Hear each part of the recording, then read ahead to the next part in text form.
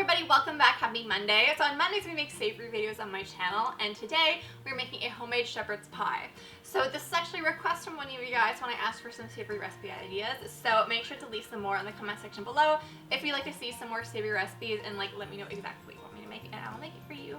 Anyways, today we are making some homemade shepherd's pie. Shepherd's pie is so yummy. It's like the best kind of comfort food, and this recipe is extra delicious because we have some cheese mixed in with the potatoes and with some extra cheese on top, because why not?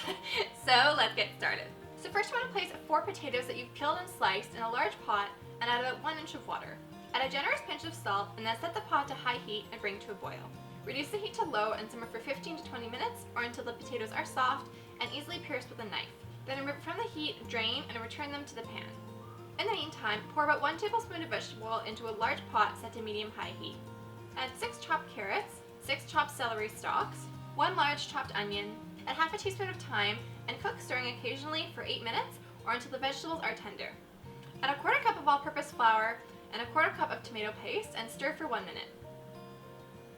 Then add 2 pounds of ground beef and cook, stirring occasionally until the beef is no longer pink. Add 1 cup of water, bring it to a boil, then reduce the heat to low and simmer for 1 minute. Then remove it from the pot and set it aside. Set the pot with the potatoes to medium heat and cook until any excess liquid in the pot has evaporated for about 1 minute. So I put my potatoes through a potato ricer before I added the milk and the cheese, just to make sure that it was nice and soft. But if you have a potato masher, the kind of mashing, just add the milk and the cheese and then mash it up. That'll be totally fine.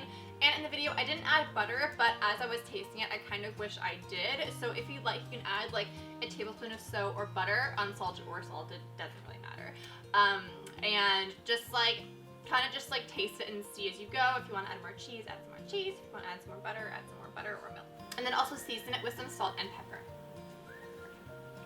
Pour the beef into a 13-inch by 9-inch baking dish and dollop the potatoes on top and smooth them over the surface.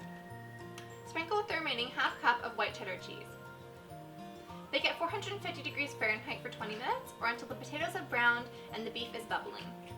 Let rest for 5 minutes, then serve, and you are done!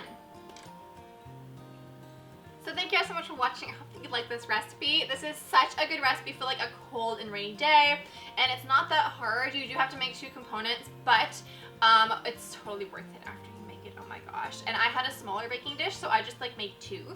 And they're feeding me for the week. I'm so excited. So anyways, if you want to see some more recipes, make sure to hit the subscribe button and ring the notification bell so you're notified when I upload every single day. So I upload 5 days a week, so there's always recipes coming at you. So if you love recipes and getting inspired, make sure you hit the subscribe button. I would love it.